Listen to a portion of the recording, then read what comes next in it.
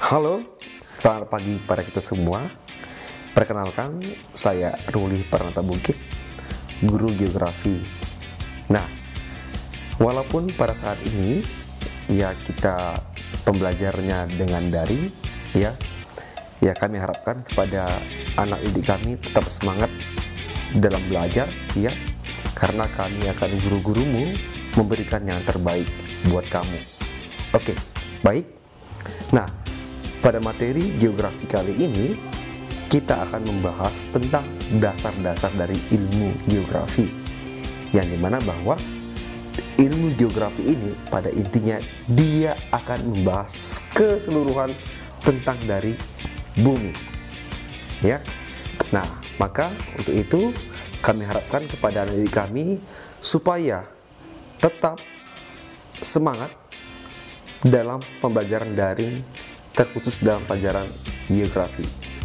Untuk materinya, lebih awal kita mulai dari dasar-dasar ilmu geografi.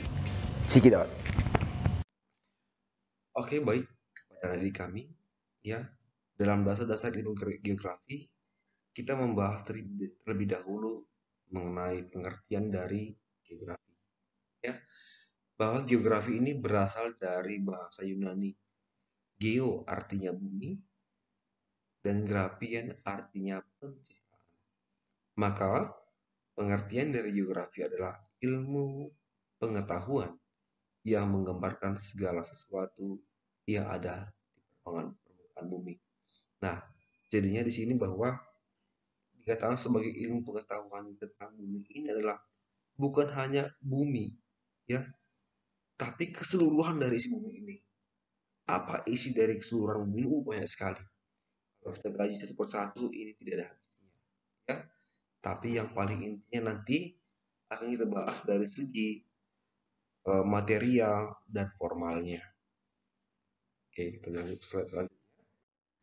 Nah, pada slide selanjutnya dikatakan bahwa dari pengertian geografi secara umum, ya, maka kalau dikatakan geografi secara umum itu adalah mengkaji segala fenomena yang ada di permukaan bumi. Nah, fenomena itu apa aja? Sebagai contoh misalnya adalah tentang kependudukan. Kependudukan ini adalah yaitu manusia. Berarti di sini kita akan bahas bagaimana dikatakan sebagai lapisan dari manusia, ya, atau nama lainnya dikatakan sebagai antroposfer. Nah, baru setelah itu bagaimana fenomena persebaran fauna, bukan hanya fauna aja, fauna dan flora kita bahas dalam pembelajaran geografi. Bagaimana fenomenanya, bagaimana penyebarannya di Indonesia, di bumi dan sebagainya. Baru kita bahas mengenai iklim. Nah, jadinya ketiga material ini adalah yaitu saling ketergantungan. Ya, bahwa manusia membutuhkan fauna dan flora, ya, dan manusia, flora dan fauna pasti membutuhkan iklim. Dari sinilah nanti dia terbentuk berbagai macam fenomena-fenomena yang ada di muka bumi. Sebagai contoh misalnya, kita berangkat ke dataran tinggi. Apa yang kita rasakan dataran tinggi? Dingin, ya. Nah, dingin dia bagaimana iklimnya? Pastinya beriklim tropis sejuk, ya. Nah, atau bagaimana jenis dari makhluk hidupnya pasti berbeda. Contoh misalnya kita buat ya antara tumbuhan dataran tinggi dengan tumbuhan dataran rendah pasti berbeda.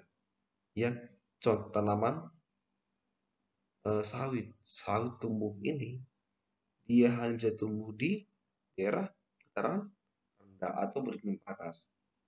Nah, sedang dataran tinggi dia tidak tumbuh. Nah, makanya tiganya ini semua nanti akan saling ketergantungan atau berkaitan. Nah, maka dari pengertian geografi, fenomena geografi, maka muncullah yang namanya definisi geografi. Nah, apa itu definisi geografi? Ilmu pengetahuan yang mempelajari tentang persamaan dan perbedaan gejala alam dan kehidupan di muka bumi, serta interaksi antara manusia dan lingkungannya. Nah, itu yang saya katakan tadi, bahwa Yang contoh saya katakan dari fenomena tersebut ada kependudukan, ada flora dan fauna, ada iklim. Nah, ketiga jenis ini berkaitan. Ya, sehingga muncullah sebuah namanya gejala alam. Nah, contoh misalnya salju. Adakah di Indonesia salju? Tidak ada. Kenapa di Indonesia tidak ada salju? Karena iklim yang berbeda. Biasanya dengan iklim berbeda, salju. Apa identik dia dengan faunanya? Beruang kutub. Di Indonesia adakah beruang kutub? Tidak ada beruang kutub. Nah, jadinya dari alam tersebut dia terbentuk sebuah gejala alam, kehidupan, dan saling berinteraksi. Nah, yang dikatakan sebagai konteks keruangan dan kewilayahan. Keruangan dan kewilayahan itu dikatakan sebagai tempatnya, wilayahnya, tempat dia berkembang, beradaptasi, dan sebagainya. Nah, dia dikatakan sebagai definisi. Nah, selanjutnya bahwa dari definisi geografi maka muncullah sebuah objek geografi. Ya, arti dari objek studi geografi inilah yaitu apa yang membuat, ya, objek apa yang membuat sehingga muncul hal-hal tersebut. Nah, misalnya contoh misalnya apa yang membuat adanya beruang kutub utara di es di salju. Kenapa tidak ada di Indonesia? Nah, itu akibatnya ada sebuah objek yang terbagi dua bagian, yaitu objek material dan objek formal. Dikatakan sebagai objek material adalah yaitu bagaimana gejala yang terjadi di permukaan bumi. Nah, biasanya kalau gejala yang terjadi di permukaan bumi itu contohnya apa nih gejala di permukaan bumi yang sering kita amati? Gejala apa? Gejala batuan. Nah, gejala itu dikatakan sebagai yang eh, menunjukkan atau kata lainnya dikatakan sebagai yang membentuk itu dia. Itulah sebagai materialnya. Contoh misalnya kita buat dia gejala hidrosfer. Nah, air, gejala atmosfer, angin yang bergerak, air yang mengalir, air yang bikin hidup. Gejala litosfer, batuan yang mengalami pelapukan terbentuklah tanah. Itu adalah sebagai gejala-gejala. Sedangkan objek material adalah, objek formal adalah, yaitu metode pendekatannya. Dari objek tersebut muncullah sesuatu. Itu dia. Sebagai contoh misalnya kita buat perbedaan antara kota Medan dengan Brastagi. Objek materialnya apa? Nah, dilihat dari objek material dari geografinya, Brastagi identik dengan tanah subur. Kenapa tanahnya subur? Akibat dari berdekatan dengan aktivitas pelukis Gunung Merapi. Nah, sehingga tanahnya subur. Nah, objek formalnya apa? Yang terjadi tanahnya subur.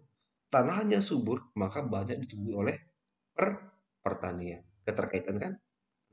Material dan objek formal. Oke, kita bahas mengenai objek material. Objek material geografi itu diantaranya litosfer. Apa kalian tahu apa itu litosfer? Litosfer itu adalah yaitu lapisan dari permukaan bumi. Di antaranya adalah bebatuan. Batuan dari lapisan permukaan bumi ini akan mengalami pelapukan. Ingat kembali pelajaran sejarah. Awal dari bumi ada. Itu bola api yang menyala-nyala, berpijar-pijar. Akhirnya bagaimana? Mengalami konveksi, pendinginan. Pendinginan dia terjadi pelapukan. Dari pelapukan akan terbentuk sebuah tanah sebagai objek material litosfer. Jadinya litosfer inilah yaitu mempelajari tentang lapisan dari permukaan bumi. Yang kedua adalah yaitu objek atmosfer. Nah, apa itu atmosfer? Atmosfer itu adalah yaitu lapisan udara. Nah, yang dimana bahwa lapisan udara ini terbagi menjadi 5 bagian ya yang kita bahas nanti dalam materi selanjutnya. Ya. Nah, baru setelah itu adalah adanya objek material hidrosfer. Dengan adanya hidrosfer ini ya atau air, hidrosfer itu air ya, ya. Objek material hidrosfer itu adalah objek material yang mempelajari tentang lapisan air. Ya. Nah, lapisan air ini ya yang kita pelajari adalah bagaimana keadaan air tanah. ya, dari mana sumber air berada. Nah, bagaimana pergerakan air laut dan sebagainya. Yang kita bahas mengenai objek material hidrosfer. Nah, baru saja objek material adalah yaitu biosfer yang membahas tentang kehidupan di muka bumi. Yang dimana bahwa dalam objek material ini, biosfer ini, kita akan membahas bagaimana persebaran flora dan fauna yang ada di bumi bahkan Indonesia. Sebagai contoh misalnya, kita ambil mengenai keadaan biosfer di Indonesia, bahwa Indonesia terbagi menjadi tiga zona waktu, ya, Barat, WIB, ya, Wita Tengah, dan WIT Timur. Jadi mana tiga-tiga bagian ini, tiga bagian zona waktu ini memiliki flora dan fauna yang berbeda. Ya, bagian barat identik dengan iklim tropis, jadi mana hewan yang lebih besar.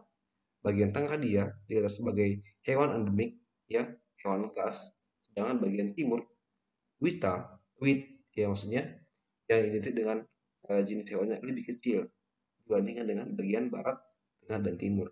Yang wit dia identik dia tanah makhluk hidupnya lebih kepada ke burung-burungan. Selanjutnya kita bahas mengenai itu objek material antroposfer. Dikatakan sebagai antroposfer itu adalah itu lapisan masyarakat. Nah, ya, lapisan masyarakat bagaimana eh, kearifan lokal masyarakat, ya, atau sebaran penduduk ya, yang mati, ya, bayi lahir dan sebagainya. Bagaimana corak kehidupan masyarakat terhadap budayaannya, terhadap alamnya, terhadap pertaniannya, dan sebagainya yang kita bahas dalam objek material antro. Oke, selanjutnya adalah kita bahas mengenai objek formalnya. Tadi dikatakan bahwa formal itu adalah, ya, itulah dikatakan sebagai tempat dia berada formal, perkembangannya formal, ya.